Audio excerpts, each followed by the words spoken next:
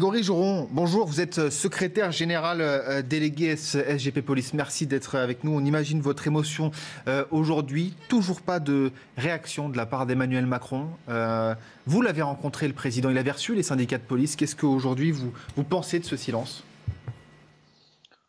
Oui, il nous avait reçu le 15 octobre déjà sur fond d'enchaînement malheureux, encore une fois, de collègues renversés sur des refus d'obtempérer.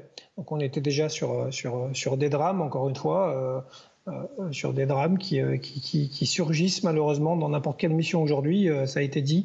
Aujourd'hui, un policier, quelle que soit la nature de sa mission, quel que soit l'endroit où il se trouve finalement, ça peut se terminer dramatiquement, ou parce qu'il est abattu, ou parce qu'il est renversé, ou parce qu'en tout cas on essaye d'attenter à sa vie. Donc en effet, le président nous avait reçus, c'était un signal fort. Il nous avait reçus à l'Élysée avec la délégation complète de différentes OS. Aujourd'hui, en effet, on attend toujours sa réaction. Il a été plus prompt à le faire pour certaines affaires où on a été mis en cause, c'est une réalité. Peut-être. Alors moi, je suis pas le conseiller du président, je suis pas son porte-parole non plus, mais peut-être qu'il veut pas se mêler à la mêlée, on va dire, et prendre le recul, on va dire, d'un président avant de réagir. Mais je trouve que c'est un peu dommage parce que ça a été aussi dit, et je remercie les mots, parce que je pense que important pour nous aujourd'hui, c'est en effet de se recueillir, mais c'est aussi de s'ouvrir, et c'est aussi justement d'aller chercher ce soutien de l'opinion publique. Je pense qu'on est à une espèce de bascule où, à mon avis, il y a quand même une majorité silencieuse qu'on a ras-le-bol de voir ça. J'espère, moi, vraiment qu'en effet, dimanche à Avignon, on aura des citoyens qui seront là parce qu'ils estiment qu'on est les gardiens de la paix, c'est vrai, mais on est aussi les garants de leur liberté, et qu'aujourd'hui, si on attaque la police, demain, ils seront plus libres de pouvoir se promener dans la rue tranquillement si on n'est plus en état de les protéger. Donc j'espère qu'il y aura du monde, et j'espère qu'il y aura du monde. Alors, le 19, oui, il y a une marche citoyenne. Il y a une marche citoyenne le 19 mai, il faut le rappeler. Juste, Grégory Joron, le gouvernement estime que des choses ont été faites, justement, depuis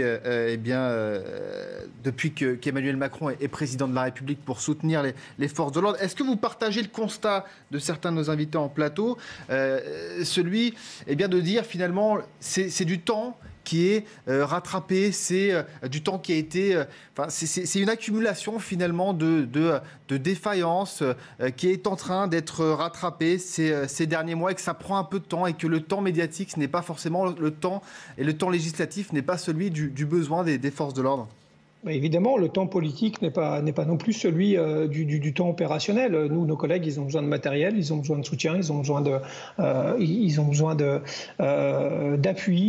de tout ça. On les a désarmés, je l'ai dit à plusieurs reprises, on les a désarmés sur plusieurs plans. Je l'ai aussi dit au ministre, on l'a mis au départ d'une ligne pour effectuer un marathon avec un sac à dos de 50 kilos sur le dos, puisqu'on a tellement de retard sur tous les sujets que je ne suis pas sûr qu'il arrive au bout. Donc moi, je ne veux pas l'accabler, parce que globalement, c'est sa politique, ça lui appartient. Il est partout, on le critique, il n'y serait pas, on le critiquerait aussi. Donc ça, moi, je ne rentre pas là-dedans. Ce qui m'intéresse, c'est la situation de mes collègues. Oui, il y a eu des choses de faites. Oui, il y a eu quand même des dossiers qui ont été réglés un peu plus rapidement, ou en tout cas, on n'a pas été habitué à ce qu'ils soient réglés aussi rapidement. Donc ça, il faut le souligner. Est-ce que vous me demandez si c'est suffisant ? Évidemment que non, parce qu'encore une fois, il y a tellement de retard qu'on est très loin de ce qu'il nous faudrait. Je vais prendre des exemples assez précis. Un qui est très parlant, et je l'ai déjà dit, on n'a même pas une doctrine à jour sur le port du gilet pare-balles qu'on devrait toujours avoir de manière dissimulée. Comme il y a 20 ans, sauf qu'on a un peu changé de monde depuis, et on devrait un peu changer de logiciel, et c'est ce qui nous manque. C'est que, encore un exemple un peu précis, je suis un peu long, mais c'est important parce que ça démontre justement le mal-être et les difficultés dans lesquelles on est.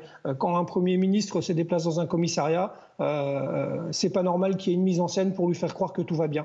Le fait de foutre la poussière sous le tapis en permanence, c'est justement ce qui fait que peut-être que les politiques sont aveugles, peut-être qu'ils ne prennent pas de bonnes décisions, mais en tout cas, nous, ce qu'on constate, c'est qu'il n'y a pas grand-chose qui bouge. Donc ce genre de réflexion-là, il faut que ça cesse. Vous faites référence au déplacement de Jean Castex aujourd'hui à Sarcelles ? Oui.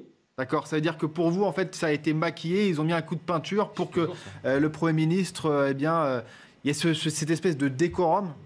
Ben évidemment, mais je vais aller plus loin. Ils sont allés chercher des plantes vertes pour les mettre dans les couloirs, là où il n'y en a jamais d'habitude. On a préparé des collègues pour qu'ils se mettent peut-être à la bécane pour rédiger des PV quand le Premier ministre arrivait. Voilà, enfin, on est dans une scène de théâtre pour faire croire que tout va bien. Mais non, tout va pas bien dans la police. Non, c'est une catastrophe. Oui, c'est une réalité. Est-ce que les collègues font leur travail? Oui. Est-ce qu'ils essayent de faire au mieux avec ce qu'ils ont? Évidemment. Mais je pense que ça sert à rien de le cacher aux politiques. Si on veut que les choses avancent et si on veut avoir une prise en compte et une prise de conscience, eh ben, faut montrer la réalité, sans phare, sans maquillage. Eh ben oui, les collègues de temps en temps, je suis désolé de le dire, je suis désolé de parler comme ça. J'essaye d'être élégant d'habitude, mais oui, de temps en temps, dans les postes de police, ils pataugent dans la piste parce que c'est une catastrophe et que c'est une réalité. On a X images et vidéos que vous avez tous vu déjà là-dessus. C'est pas la peine d'essayer de faire croire que tout va bien. Ben non, tout va pas bien. Merci en tout cas Grégory Joron, et on entend bien votre colère. Retrouvez toute notre actualité sur videopolice.com, la chaîne YouTube d'Unité SGP Police.